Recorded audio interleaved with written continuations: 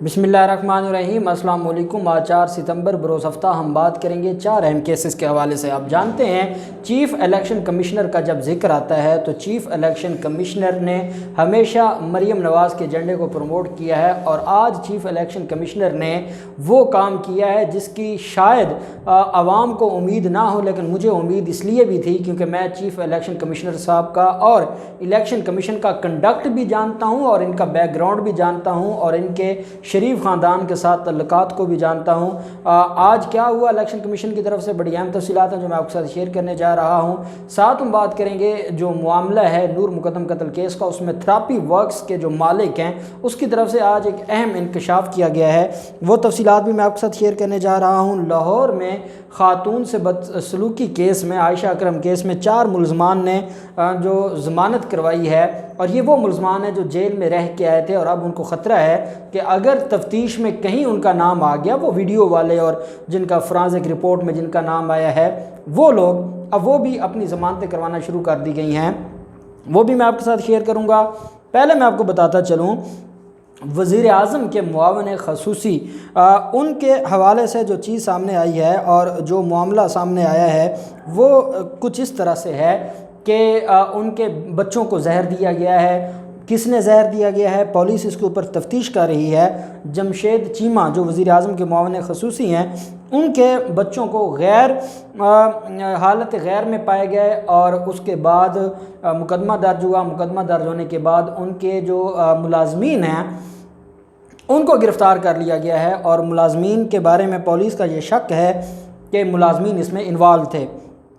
Police ने मुकदमा दर्ज करके घरेलू मुलाजमीन को तफ्तीश के लिए हिरासत में ले लिया है, और कहा यह जा रहा है पुलिस की तरफ से इस केस में कि वज़ीर आज़म के मुआवन ख़ुसूसी जो जमशेद चीमा है उनके बच्चों को जहर देकर जान से मारने की कोशिश की गई। जो भी हैं जो दरिंदे इन बच्चों की जान लेना चाहते थे, अगर तो जमशेद चीमा से किसी का कोई इख्तलाफ है या दुश्मनी है वो अपनी जगह, लेकिन मासूम बच्चों की जान लेना ये कहाँ का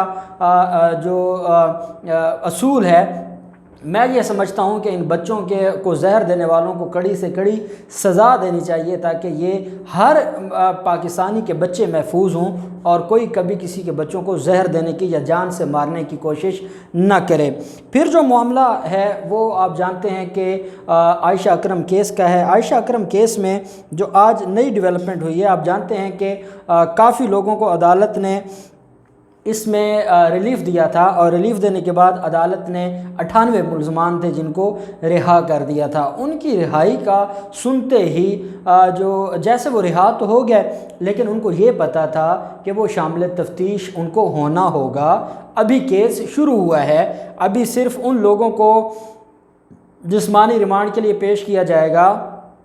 जो मुलज़मान जिनकी शनाख्त परेड हो गई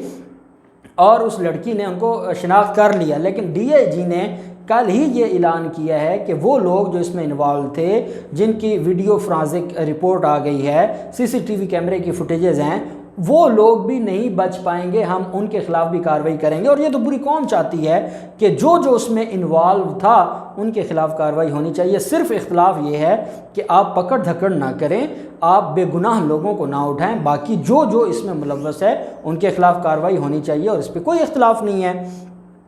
अब जो 4 मुलज़मान हैं वो अबूरी ज़मानत के लिए अदालत पहुँचे हैं। जज मोहम्मद सईद साहब हैं, उनकी अदालत में समाअत हुई है। मुलज़िम खिज़र हयात, मोहम्मद उमर, मोहम्मद आसिफ और अख्तर अली ने ज़मानतों के लिए रजू किया है। मुलज़मान के वकील का कहना था कि मुलज़मान शामिल तफ्तीश होना चाहते हैं, और मुलज़मान ये समझते हैं कि ये ना हो कि पुलिस तफ्तीश में दोबारा इनको गिरफ़्तार कर ले, इस वजह से ये चाहते हैं कि ये शामिल तफ्तीश हों, अपनी बेगुनाही पुलिस के सामने साबित करें, लेकिन तब तक इनको दोबारा गिरफ़्तार न किया जाए। अदालत ने चारों मुलज़मान की 14 सितंबर तक अबूरी ज़मानत मंजूर कर ली है, और अदालत का ये कहना है कि 14 सितंबर को पुलिस जो मुतलका पुलिस स्टेशन है वो आके उनकी जो रिपोर्ट है और इस मुकदमे का जो रिकॉर्ड है वो पेश करेंगे, और अदालत फिर दोनों साइड्स की जो फ़रीक़ैन के वकला हैं उनको सुनने के बाद अदालत डिसाइड करेगी कि आया जो इनकी दरख्वास्त ज़मानत है वो कंफर्म करनी है या नहीं करनी। फिर जाकिर जाफ़िर के हवाले से थेरेपी वर्क्स के जो मालिक हैं ताहिर ज़हूर, उनकी तरफ से बड़ी अहम जो इंकशाफात किए गए हैं। ان کا یہ کہنا ہے کہ جب میں وہاں پر پہنچا موقع پر تو وہاں پر ڈیڈ باڈی پڑی تھی، اور ڈیڈ باڈی دیکھ کر میں نے ذاکر جعفر کو کال کی جو ظاہر جعفر کا باپ ہے۔ میں نے ذاکر جعفر سے کہا کہ آپ نے کہا تھا کہ آپ کا بیٹا شراب کے نشے میں دھت ہے، اور ہم گئے تھے علاج کرنے کے لیے، وہاں پر ڈیڈ باڈی پڑی تھی، تو انہوں نے اس بات کو نارمل لیا، اور نارمل لیتے ہوئے کہا ہاں کچھ ہوا ہوگا، شراب پی کے کچھ کیا ہوگا۔ تو اب وہ ان کے خلاف بیانات جو دیا ہے ذاکر جعفر کے حوالے سے، جو تھراپی ورکس کے مالک ہیں اور ان کے وکیل، انہوں نے میڈیا سے گفتگو کی ہے، اور انہوں نے کہا کہ ظاہر جعفر جب 2013 میں ہمارے پاس آیا تب اسے کوئی بیماری نہیں تھی۔ تھراپی ورکس کے مالک طاہر ظہور کا یہ کہنا ہے کہ ظاہر جعفر کو بطور شراب نوشی کا مریض مجھے ریفر کیا گیا تھا، میں نے کہا شراب نوشی کی عادت ہے تو ظاہر جعفر کو اسپتال داخل کروانا ہوگا۔ تھراپی ورکس کرائم سین نہیں بلکہ ایک میڈیکل سین سمجھ کر گیا تھا، ہمیں انویسٹیگیشن پرپس کے لیے، اور ہمیں انویسٹیگیشن آفیسر نے جھوٹ بول کر بیان لینے کے لیے بلایا۔ تھراپی ورکس کے پاس تمام کال ریکارڈ موجود ہے۔ میں نے ذاکر جعفر سے کہا کہ وہاں تو ڈیڈ باڈی پڑی ہوئی ہے، ڈیڈ باڈی کے بارے میں نے جب بتایا تو ذاکر جعفر نے کہا شاید شراب زیادہ پی لی ہوگی جس کی وجہ سے انہوں نے یہ کام کیا ہے۔ ذاکر جعفر کا ریئیکشن معمولی تھا، ایسی خبر اگر کسی والد کو بتائی جائے تو ٹانگیں کانپنے لگ جائیں، اپنی فیلڈ میں زیادہ تجربہ کار ہوں، جو کیس بن گیا میرے گمان میں بھی نہیں تھا، پولیس کا چلان 173 کا نہیں تھا، اب آ گیا ہے۔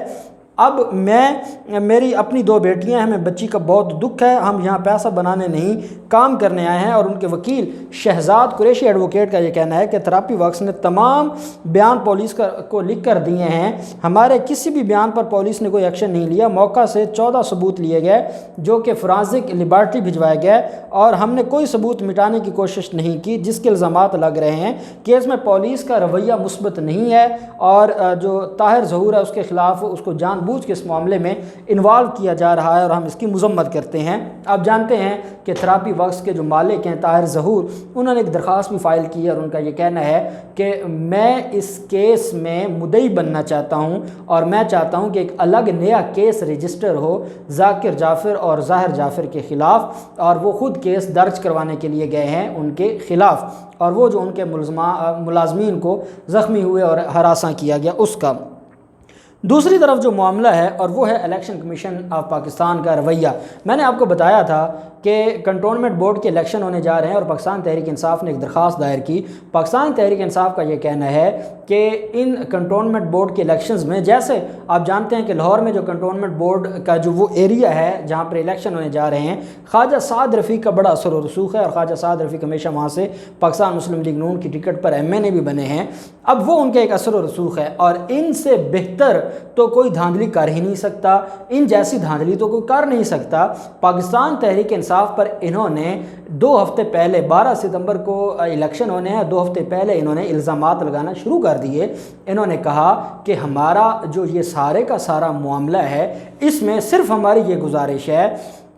کہ پاکستان تحریک انصاف دھاندلی کر رہی ہے، اور پاکستان تحریک انصاف کی دھاندلی روکی جائے۔ یہ ریٹن اپلیکیشن لے کے چیف الیکشن کمشنر کے پاس گئے، اور ان سے ملاقات کی، خواجہ سعد رفیق بھی تھے اور باقی ایاز صادق اور جو مسلم لیگ نون کے رہنما تھے۔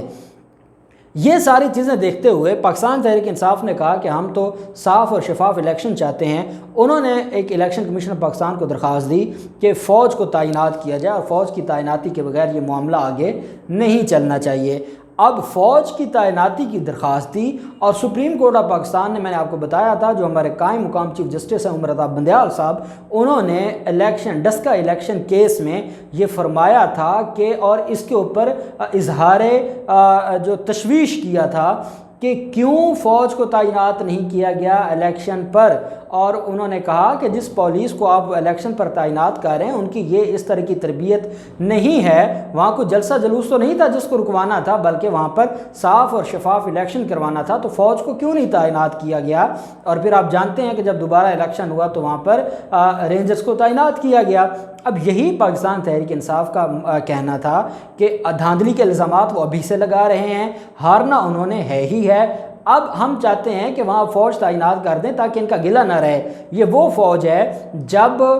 جو پاکستان مسلم لیگ نون کے رہنما ہیں مفتاح اسماعیل، یہ الیکشن ہارے پاکستان پیپلز پارٹی پارلیمنٹیرین کے کینڈیڈیٹ سے کراچی میں، اور انہوں نے درخواست دے دی ری کاؤنٹنگ کی، تو آپ کو یاد ہے اسی فوج کو کہا تھا، درخواست الیکشن کمیشن میں دی کہ جو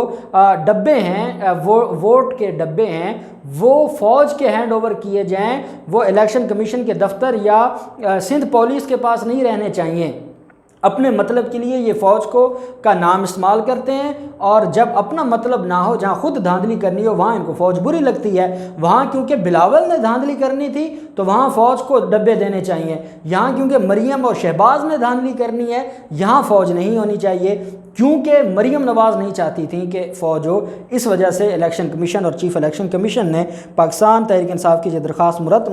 مسترد کر دی ہے، اور ذرائع کا یہ کہنا ہے کہ الیکشن کمیشن پاکستان نے فوج کی تعیناتی کے حوالے سے اپنے فیصلے سے تحریری طور پر آگاہ کر دیا ہے پاکستان تحریک انصاف کو، اور وہ نہیں سمجھتے کہ ان الیکشنز میں کہیں بھی پاک فوج کی ضرورت ہے سیکیورٹی کے لیے، یا وہاں پر پولنگ اسٹیشنز پر جو معاملات ہیں ان کو بہتر انداز میں کرنے سے، کیونکہ فوج ہوگی تو وہاں مسلم لیگ نون الیکشن کمیشن کے عملے سے مل کر